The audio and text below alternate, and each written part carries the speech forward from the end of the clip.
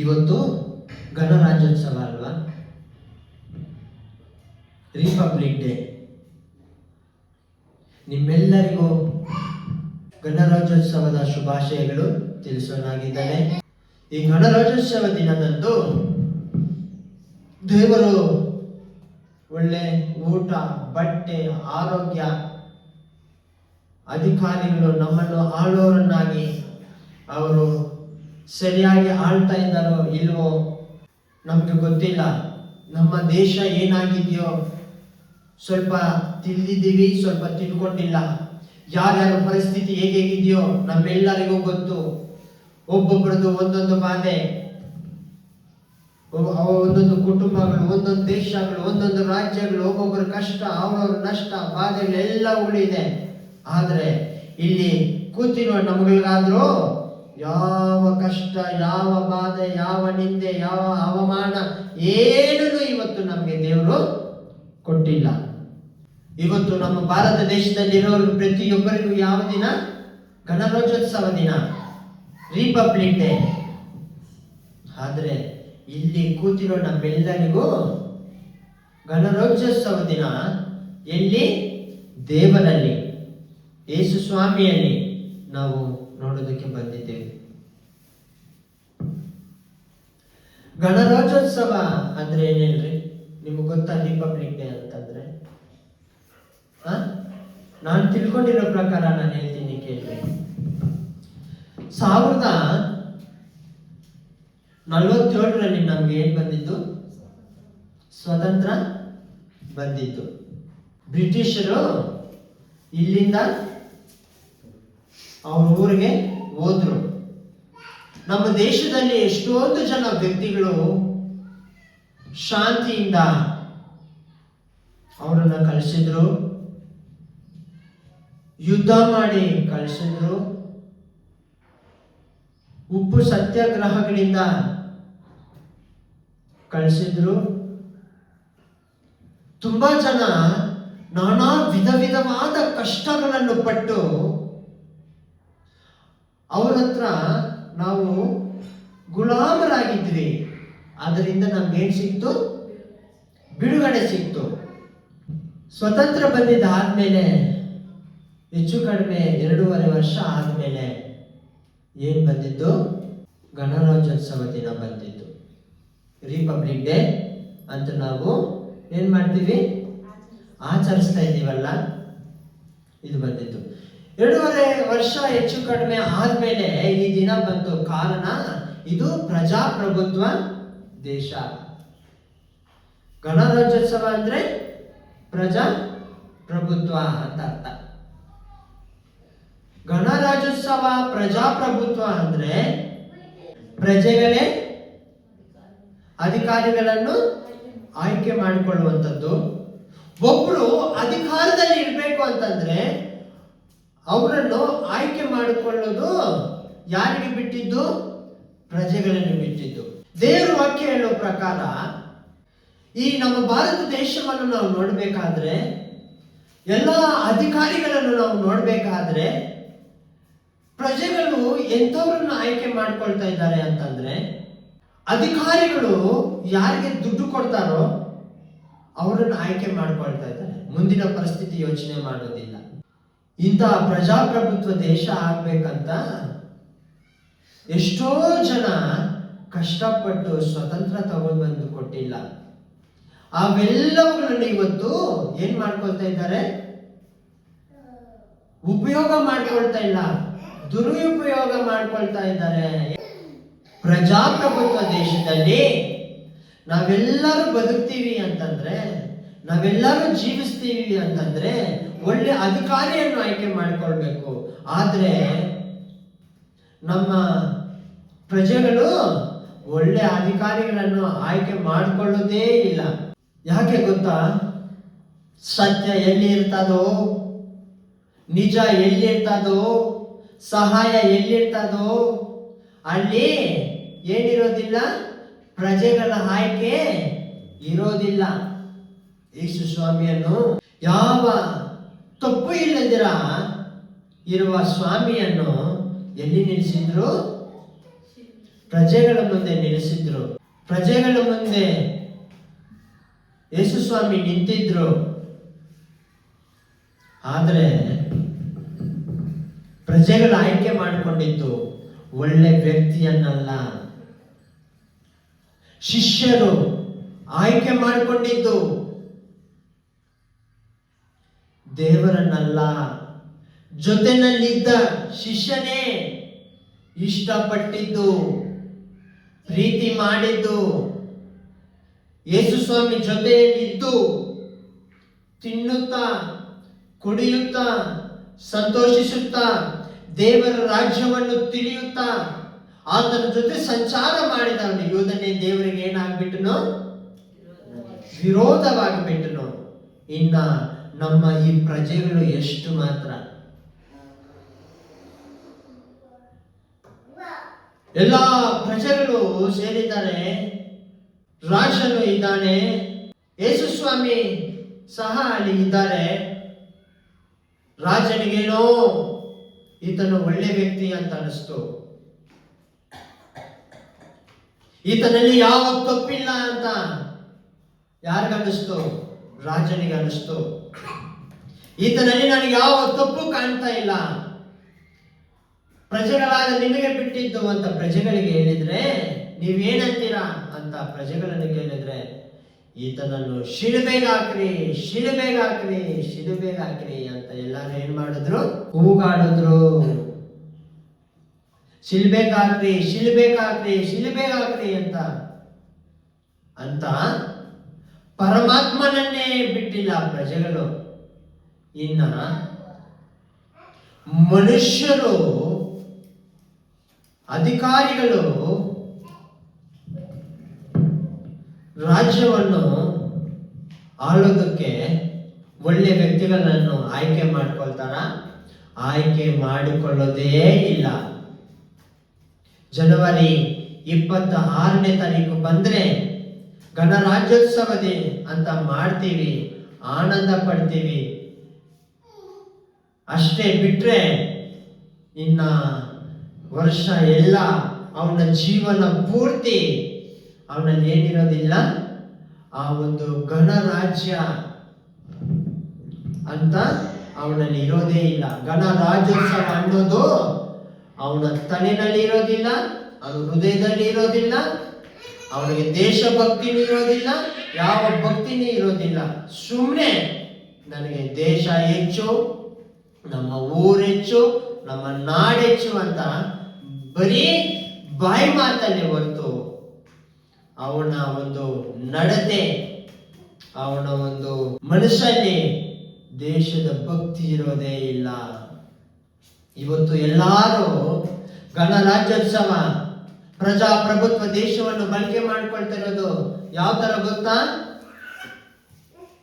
ಧರ್ಮಗಳಿಂದ, ಜಾತಿಗಳಿಂದ ಪ್ರಜಾಪ್ರಭುತ್ವ ದೇಶವನ್ನು ಆಳಿದ್ರೆ ಅದು ಪ್ರಜಾಪ್ರಭುತ್ವ ದೇಶ ಅಂತ ಅನ್ನೋದಿಲ್ಲ.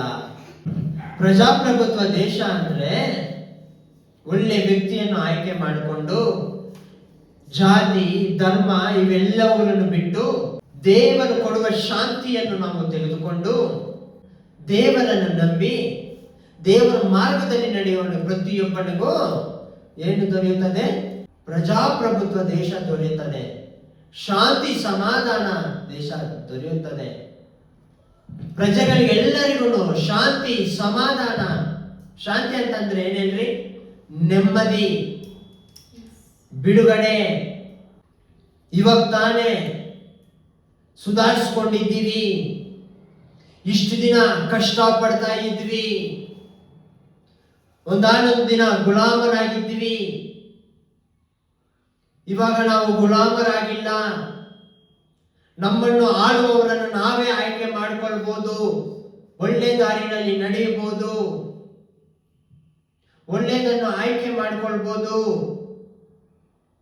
ಅದರಿಂದ ನಾವು ಬದುಕ್ತೀವಿ, ಅದರಲ್ಲಿ ನಮ್ಮ ಜೀವನ ಇದೆ, ನಮ್ಮ ಜೀವನ ಎಷ್ಟೋ ಸುಖಕರವಾಗಿದೆ ಅಂತ ಅರ್ಥ. ಗಣರಾಜ್ಯ ಅನ್ನೋದಕ್ಕೆ ಅರ್ಥ ಇದು. ಆದರೆ ನಮ್ಮ ಪ್ರಜೆಗಳು ಅದನ್ನು ಉಪಯೋಗ ಮಾಡ್ಕೊಳ್ತಾ ಇರೋದು ಯಾವ ರೀತಿ? ಒಂದು ಕಡೆ ಕ್ರಿಶ್ಚಿಯನ್ ಸಮುದಾಯದವರು, ಇನ್ನೊಂದು ಕಡೆ ಮುಸ್ಲಿಂ ಸಮುದಾಯದವರು, ಇನ್ನೊಂದು ಕಡೆ ಹಿಂದೂ ಸಮುದಾಯದವರು, ಅದರಲ್ಲಿ ಜಾತಿಗಳು, ಇವೆಲ್ಲವುಗಳನ್ನು ನೋಡಿ ಪ್ರಜಾಪ್ರಭುತ್ವ ದೇಶವನ್ನು ಆಳ್ತಾ ಇದ್ದಾರೆ. ಯಾವುದನ್ನು ನೋಡಿ ಆಳ್ಬೇಕು ಗೊತ್ತಾ? ನಮ್ಮ ದೇಶವನ್ನು ಶಾಂತಿಯನ್ನು ನೋಡಿ ಆಳ್ಬೇಕು. ಎಷ್ಟೊಂದು ಜನ ಪ್ರಾಣ ತ್ಯಾಗ ಕೊಟ್ಟಿರೋದು ಒಬ್ಬರನ್ನೊಬ್ಬರು ಕಿತ್ತಲಾಡ್ಕೊಂಡು, ಶಾಂತಿ ಇಲ್ಲದಿರೋ ಹಾಗೆ, ಒಬ್ಬರನ್ನು ಕಂಡ್ರೆ ಒಬ್ಬರು ಆಗ್ದಿರೋ ಹಾಗೆ ಅಂತ. ಪ್ರಜಾಪ್ರಭುತ್ವ ದೇಶ ಇದ್ದರೆ ಎಷ್ಟು, ಇಲ್ಲಾಂದ್ರೆ ಎಷ್ಟು? ಸುಮ್ಮನೆ ಆ ಪ್ರಜಾಪ್ರಭುತ್ವ ದೇಶ ಅಂತ ಅನ್ಕೊಂಡು, ಗಣರಾಜ್ಯೋತ್ಸವ ಅನ್ಕೊಂಡು ಬದುಕೋದು ವ್ಯರ್ಥ. ಅಂಥವರು ಗಣರಾಜ್ಯೋತ್ಸವ ದಿನ ಮಾಡಲೇಬಾರದು. ಕೆಟ್ಟದ್ದನ್ನು ಆಯ್ಕೆ ಮಾಡಿಕೊಳ್ಳುವ ಜನರು ಶಾಂತಿಯುತವಾಗಿ ನಡ್ಕೊಳ್ಳಿಲ್ಲ ಅಂದ್ರೆ ಅವರು ಆ ದಿನವನ್ನು ಗಣರಾಜ್ಯೋತ್ಸವ ಪ್ರಜಾಪ್ರಭುತ್ವ ದೇಶ ಅಂತ ಕರೀಬಾರ್ದು. ಏನಂತ ಕರಿಬೇಕು? ಮೋಸ ಮಾಡುವ ದಿನ, ದರೋಡೆ ಮಾಡುವ ದಿನ ಅಂತ ಕರೀಬೇಕು. ದೇವರ ವಾಕ್ಯ ನಾವೆಲ್ಲರೂ ನೋಡ್ಕೊಳ್ಳೋಣ. ಯೋಹನ ಬರೆದ ಸುವಾರ್ತೆ 14ನೇ ಅಧ್ಯಾಯ 27ನೇ ವಾಕ್ಯ. ಶಾಂತಿಯನ್ನು ನಿಮಗೆ ಬಿಟ್ಟು ಹೋಗುತ್ತೇನೆ, ಶಾಂತಿಯನ್ನು ನಿಮಗೆ ಬಿಟ್ಟು ಹೋಗುತ್ತೇನೆ, ನನ್ನಲ್ಲಿರುವಂತಹ ಶಾಂತಿಯನ್ನು ನಿಮಗೆ ಕೊಡುತ್ತೇನೆ. ಲೋಕವು ಕೊಡುವ ರೀತಿಯಿಂದ ನಾನು ನಿಮಗೆ ಕೊಡುವುದಿಲ್ಲ. ಲೋಕವು ಕೊಡುವ ರೀತಿಯಿಂದ ನಾನು ನಿಮಗೆ ಕೊಡುವುದಿಲ್ಲ. ನಿಮ್ಮ ಹೃದಯವು ಕಳವಳಗೊಳ್ಳದಿರಲಿ, ಎದರದಿರಲಿ. ಹಲ್ಲೆಲೂಯಾ.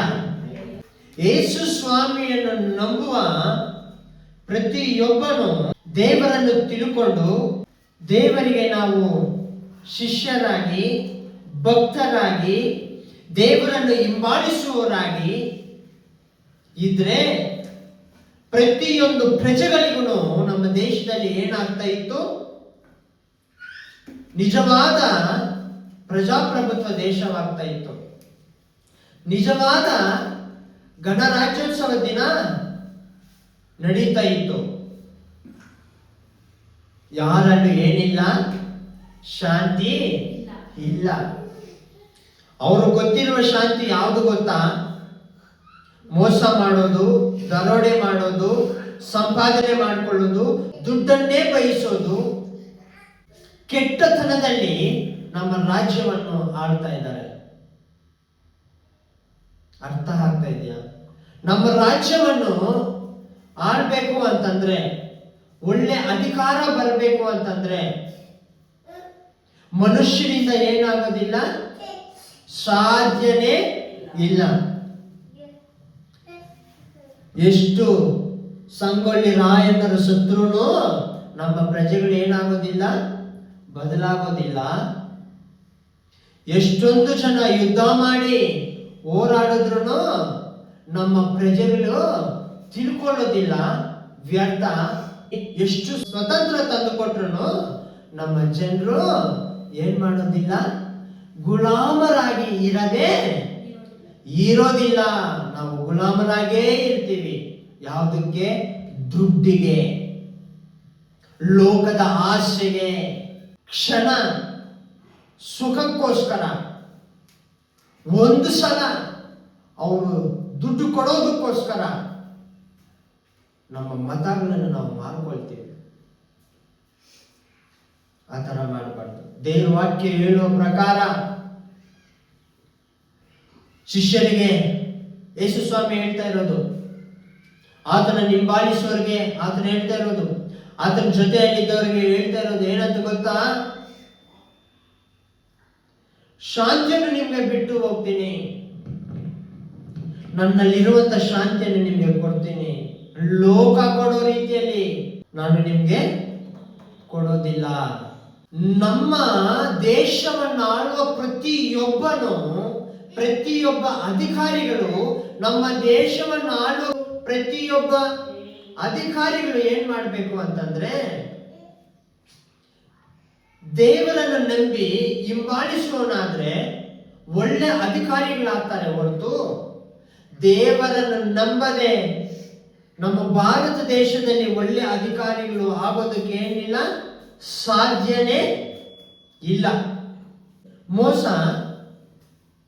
ಆಸೆ ಇವೆಲ್ಲವುಗಳನ್ನು ಅಧಿಕಾರಿಗಳಿಗೆ ಎಲ್ಲಿಂದ ಬರುತ್ತೆ ಹೇಳ್ರಿ? ಈ ಲೋಕದಿಂದ ಬರುತ್ತೆ. ಎಲ್ಲಿಂದ ಬರುತ್ತೆ? ಲೋಕದಿಂದ. ಲೋಕದಲ್ಲಿರೋದು ಪ್ರತಿಯೊಂದು ವೈಭೋಗವನ್ನು ಅನುಭವಿಸಬೇಕು, ಪ್ರತಿಯೊಂದು ಧರ್ಮವನ್ನು ದೊಡ್ಡದಾಗಿ ಮಾಡಬೇಕು, ನಮ್ಮ ಜಾತಿಯನ್ನು ದೊಡ್ಡದಾಗಿ ಮಾಡಬೇಕು. ಈ ಲೋಕದಲ್ಲಿ ಬದುಕೋದು ಎಲ್ಲವುಗಳು ಇದೆ. ಆದುದರಿಂದ ಇವೆಲ್ಲವುಗಳು ಇರೋದ್ರಿಂದ ಏನ್ ಮಾಡಕ್ ಆಗೋದಿಲ್ಲ, ನಮ್ಮ ದೇಶ ಚೆನ್ನಾಗಿ ಆಗೋದಿಲ್ಲ. ದೇವರು ಅದಕ್ಕೆ ಹೇಳ್ತಾ ಇರೋದು, ಲೋಕ ಕೊಡುವ ರೀತಿಯಲ್ಲಿ ನಿಮ್ಗೆ ಕೊಡೋದಿಲ್ಲ. ನಿಮ್ಮ ಹೃದಯವು ಕಳವಳಗೊಳ್ಳದಿರಲಿ, ಎದರದಿರಲಿ. ಏನಾಗಿರ್ಲಿ? ಕಳವಳಗೊಳ್ಳದಿರಲಿ, ಎದರದಿರಲಿ. ಲೋಕ ಕೊಡೋದು ನಿಮ್ಗೆ ಇದೆ. ಲೋಕ ಕೊಡೋದು, ಭಾರತ ದೇಶದಲ್ಲಿ ಕೊಡೋದು, ಅಧಿಕಾರಿಗಳನ್ನ ಆಯ್ಕೆ ಮಾಡಿಕೊಳ್ಳುವಂಥದ್ದು 5 ವರ್ಷಕ್ಕೆ ಒಂದು ಸಲ ದುಡ್ಡು ಕೊಟ್ರೆ ಅಷ್ಟೇ ಲೋಕ ಕೊಡೋದು. ಒಂದು ಸಲ ದುಡ್ಡು ಕೊಟ್ರೆ ನಾವು ಏನ್ ಬೇಕಾದ್ರೂ ಮಾಡ್ತೀವಿ. 5 ವರ್ಷ ಏನ್ ಮಾಡೋದು ಅಂತ ಯೋಚನೆ ಮಾಡೋದಿಲ್ಲ. 5 ವರ್ಷ ನಮ್ಮ ಪರಿಸ್ಥಿತಿ ಏನಂತ ಯೋಚನೆ ಮಾಡೋದಿಲ್ಲ. 5 ವರ್ಷ ನಮ್ಮನ್ನು ಯಾರು ಆಳ್ತಾರೆ ಅಂತ ನಾವು ಯೋಚನೆ ಮಾಡೋದಿಲ್ಲ. ಸದ್ಯಕ್ಕೆ ನಾನು ಚೆನ್ನಾಗಿದ್ರೆ ಸಾಕು, ಸದ್ಯಕ್ಕೆ ದುಡ್ಡು ಬಂದ್ರೆ ಸಾಕು, ಏನಕ್ಕೋ ಅದಕ್ಕಾಗುತ್ತೆ ಅನ್ಕೊಂಡು ಅವ್ರು ಮೋಸ ಮಾಡ್ಕೊಂಡ್ಬಿಡ್ತಾ ಇದ್ದಾರೆ. ಅದಕ್ಕೆ ಇವೆಲ್ಲ ಲೋಕದಿಂದ ದೊರಕುವಂಥದ್ದು, ದೇವರಿಂದ ದೊರಕುವಂಥದ್ದು. ಶಾಂತಿ ನಮ್ಗೆ ಇದ್ರೆ, ದೇವರ ಹತ್ರ ಹೋದ್ರೆ, ದೇವರು ಕೊಡುವ ಶಾಂತಿಯನ್ನು ನಾವು ತಗೊಂಡ್ರೆ, ಆತನ ಶಾಂತಿಯನ್ನು ನಾವು ಸ್ವೀಕಾರ ಮಾಡಿಕೊಂಡ್ರೆ, ನಮ್ಮ ದೇಶ ಏನಾಗ್ತಾ ಇತ್ತು, ಯಾವಾಗಲೂ ಅಭಿವೃದ್ಧಿ ಆಗ್ತಾ ಇತ್ತು, ಡೆವಲಪ್ಡ್ ಕಂಟ್ರಿ ಆಗ್ತಾ ಇತ್ತು. ಆದ್ರೆ ನಮ್ಮ ದೇಶ ಇನ್ನು ಡೆವಲಪ್ಡ್ ಕಂಟ್ರಿನೇ ಆಗಲಿಲ್ಲ, ಇನ್ನು ಡೆವಲಪಿಂಗ್ ಅಲ್ಲೇ ಇದೆ. ಕಾರಣ ಅಧಿಕಾರಿಗಳು ಬದಲಾಗಲಿಲ್ಲ, ಹತ್ಯೆಗಳು ಬದಲಾಗಲಿಲ್ಲ, ಹತ್ಯೆಗಳು ಹೆಚ್ಚು ಆಗ್ತಾನೆ ಇದೆ, ಕಿಡ್ನಾಪ್ಗಳು ಹೆಚ್ಚು ಆಗ್ತಾನೆ ಇದೆ. ಆಮೇಲೆ ವರ್ಷಕ್ಕೊಂದು ಸಲ 2 ಸಲ ದೇಶದ ಭಕ್ತಿ ಹೆಚ್ಚಾಗಿ ಭಾರತಾಂಬೆ ಅಂತ ಹೇಳ್ತಾರೆ. ಆ ಭಾರತಾಂಬೆಗೆ ಏನ್ ಮಾಡ್ತಾರೆ? ಮೋಸ ಮಾಡ್ತಾರೆ. ಆ ಭಾರತಾಂಬೆಯನ್ನು ಏನ್ ಮಾಡ್ತಾರೆ? ಮೋಸ ಮಾಡ್ತಾರೆ. ಪ್ರಜೆಗಳು ನಮ್ಮ ದೇಶವನ್ನು ಭಾರತಾಂಬೆ ಅಂತ ಕರೀತಾರಲ್ವಾ, ಒಂದು ತಾಯಿಯಾಗಿ ಸ್ವೀಕಾರ ಮಾಡ್ತಾರಲ್ವಾ. ಆದ್ರೆ ವರ್ಷಕ್ಕೊಂದು ಸಲ ಮಾತ್ರನೇ ತಾಯಿ, ಮಿಕ್ಕಿದ್ದು ದಿನ ಎಲ್ಲ ತಾಯಿ ಆಗಿರೋದಿಲ್ಲ. ಪ್ರಜೆಗಳು ಮಾತ್ರ ಅಲ್ಲ, ದೇವರು ಸಹ ಅಷ್ಟೇ. ನಮ್ಮೆಲ್ಲರನ್ನು, ಪ್ರತಿಯೊಂದು ಪ್ರಜೆಯನ್ನು, ಭೂಮಿ ಮೇಲಿರುವ ಪ್ರತಿಯೊಬ್ಬರನ್ನು ಯಾವುದಕ್ಕೆ ಹೋಲಿಸಿದ್ದಾರೆ? ಸ್ತ್ರೀಗೆ ಹೋಲಿಸಿದ್ದಾರೆ. ಆ ಸ್ತ್ರೀಯನ್ನು ಯಾವ ರೀತಿ ನಾವು ನೋಡ್ಕೊಳ್ತಾ ಇದ್ದೀವಿ?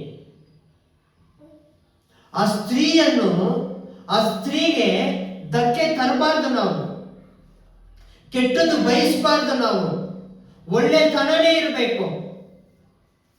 ಸ್ತ್ರೀ ಅಂದ್ರೆ ಯಾರು? ನಮ್ಮ ದೇಶ. ಸ್ತ್ರೀ ಅಂದ್ರೆ ಯಾರು?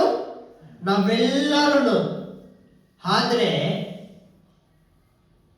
ಆ ಸ್ತ್ರೀಯನ್ನು ನಾನಾ ವಿಧವಾಗಿ ಬಳಸಿಕೊಂಡು ಕಳಂಕ ತಂದು ಆ ತಾಯಿಗೆ ಏನ್ ಮಾಡ್ತಾ ಇದ್ದಾರೆ? ಅವಮಾನ ಮಾಡ್ತಾ ಇದ್ದಾರೆ. ನಮ್ಮ ದೇಶಕ್ಕೆ ಅವಮಾನ ಮಾಡ್ತಾ ಇದ್ದಾರೆ. ಇದು ಅಲ್ಲ ಗಣರಾಜ್ಯೋತ್ಸವ ಅಂದ್ರೆ, ಇದು ಅಲ್ಲ ಪ್ರಜಾಪ್ರಭುತ್ವ ದೇಶ ಅಂದ್ರೆ. ಮನುಷ್ಯತ್ವ ಇರೋದು, ಶಾಂತಿ ಇರೋದು, ಶಾಂತಿಯಿಂದ ಆಡಳಿತ ಮಾಡೋದು, ಇದು ಪ್ರಜಾಪ್ರಭುತ್ವ ದೇಶ, ಗಣರಾಜ್ಯೋತ್ಸವದ ದೇಶ. ಅರ್ಥ ಆಗ್ತಾ ಇದೆಯಾ? ಲೋಕದಲ್ಲಿ ಗಣರಾಜ್ಯೋತ್ಸವ ಎಷ್ಟೇ ನಾವು ಆಚರಿಸಲಿ, ದೇವರನ್ನು ನಂಬಿದ ಇದ್ರೆ, ದೇವರು ಶಾಂತಿಯನ್ನು ನೀಡದೇ ಇದ್ರೆ, ದೇವರು ಕೊಡುವ ಶಾಂತಿಯನ್ನು ನಾವು ಪಡ್ಕೊಂಡಿಲ್ಲ ಅಂದ್ರೆ ನಮ್ಮ ದೇಶ ಬದಲಾಗೋದೇ ಇಲ್ಲ. ಲೋಕ ಕೊಡುವ ಶಾಂತಿಯಲ್ಲಿ ನಮಗೇನಿಲ್ಲ, ಸಹಾಯ ಇಲ್ಲ. ದೇವರು ಕೊಡುವ ಶಾಂತಿಯಿಂದ ಬಿಟ್ರೆ ನಮ್ಮ ದೇಶನ ಆಗೋದಿಲ್ಲ. ಆದ್ರೆ ದೇವರು ಕೊಡುವ ಶಾಂತಿಯನ್ನು ಯಾರು ಬಯಸೋದೇ ಇಲ್ಲ. ಲೋಕದಲ್ಲಿರುವ ಅವರ ಇಷ್ಟಾನುಸಾರವಾಗಿ, ಲೋಕದಲ್ಲಿರುವ ಪ್ರಜೆಗಳ ಇಷ್ಟಾನುಸಾರವಾಗಿ ದುಡ್ಡಿನ ಆಸೆ, ಏನೇನೋ ಆಸೆಗಳು ತೋರಿಸಿ ನಮ್ಮ ದೇಶ ನಡೀತಿರೋದು ಅಧಿಕಾರಿಗಳಿಂದ ಅಲ್ಲ. ಯಾವುದರಿಂದ ಹೇಳ್ರಿ? ಸಾರಾಯಿಂದ.